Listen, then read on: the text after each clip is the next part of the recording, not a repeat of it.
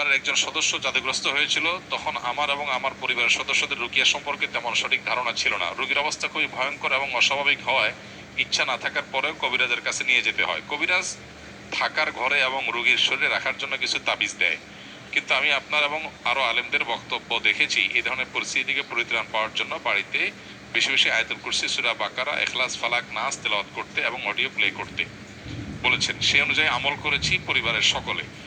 প্রথম প্রথম রোগী কোরআন তেলাওয়াত শুনতেই পারতো না, ধীরে ধীরে আল্লাহর রহমতে সে এখন পরিপূর্ণ সুস্থ স্বাভাবিক আছে। এখন আমার প্রশ্ন হলো, আমরা যে তাবিজগুলো আনলাম এতে করে কি আমাদের শিরকের পাপ হয়েছে কিনা? শিরকের পাপ হয়ে থাকলে ক্ষমার জন্য করণীয় কি? 2, তাবিজগুলো এখনো বাড়িতে এবং তার শরীরে রয়েছে, সেগুলো কি করব? 3, যারা মানুষের ক্ষতি করার জন্য এরকম জাদু করে তাদের বিরুদ্ধে আল্লাহ তাআলা পবিত্র কোরআনে কি বলেছেন? দেখুন, শেষটার কথা আগে বলি। যারা কাউকে ব্ল্যাক ম্যাজিক করে, জাদু করে, জাতীয় তাবিজ কবজ করে, মানুষের ক্ষয়ক্ষতি করার চেষ্টা করে, অনেক সময় আপোষের তাবিজ করে, তারা সবাই গুনাহে লিপ্ত।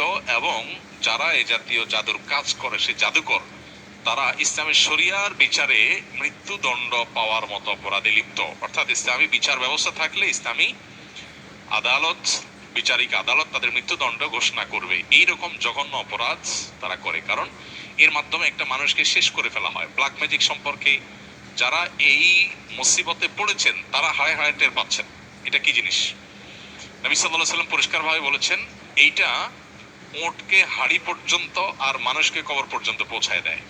ব্ল্যাক ম্যাজিক বা কালো জাদু, এটার ফলে ওটের মধ্যে যদি বদনজর লাগে অথবা ব্ল্যাক ম্যাজিক লাগে, এই বদনজর, ব্ল্যাক ম্যাজিক, এগুলো ওটকে অসুস্থ করতে করতে একটা সময় এমন পর্যায়ে নিয়ে যায় যে জবে করে তাকে খেয়ে ফেলতে হয়, হাড়ি পর্যন্ত চলে যায়, বাঁচার অবস্থা থাকে না। তার মালিক তাকে রুগ্ন হওয়ার কারণে একটা পর্যায়ে এসে মরণাপন্ন হয়ে গেলে তাকে জবাই করে খেয়ে ফেলতে হয়। আর মানুষ বদনজর এবং সেহের এগুলোর কারণে অসুস্থ হতে হতে হতে একসময় কবর পর্যন্ত চলে যায়। এই জন্য যারা এই কাজগুলো করে তারা শুধু কবিরা গুনাহে লিপ্ত তা নয়, বরং মানুষ হত্যার যে অপরাধ, ক্ষেত্র বিশেষে তারা সে অপরাধে অপরাধী, এবং তার চাইতে আরো জঘন্য, শুধু মানুষ হত্যাই করছে না, একই সঙ্গে শিরকেও তারা লিপ্ত, কারণ এখানে শয়তানের সাহায্য নেওয়া হয়, বিশেষ করে ব্ল্যাক ম্যাজিকের ক্ষেত্রে। কেউ যদি আগে থেকে এরকম তাবিজ কবজ নিয়ে থাকে, বিশেষ করে তাবিজ কবজের মধ্যে ফেরাউন, নমরুদ, হামান, অমুক তমুক লেখা থাকে এবং অনেক সাংকেতিক বিষয় আসলে লেখা থাকে, তাদের উচিত তওবা করা। প্রথমত, নবী করিম সাল্লাল্লাহু আলাইহি ওয়াসাল্লামের যে চিকিৎসা পদ্ধতি, এর মধ্যে তাবিজ দেওয়া নেওয়া ছিল না। তিনি কখনো তাবিজ কাউকে দেননি, নিজে ব্যবহার করেননি। তিনি কি করেছেন? ঝাড়ফুঁক করেছেন, অন্যকে দিয়েছেন। এটা হলো সুন্নাহসম্মত ট্রিটমেন্ট। অতএব আপনার আগের যেগুলো আছে তাবিজ, সেগুলোকে আপনি নষ্ট করে ফেলবেন, ডেস্ট্রয় করে ফেলবেন ইনশাআল্লাহ।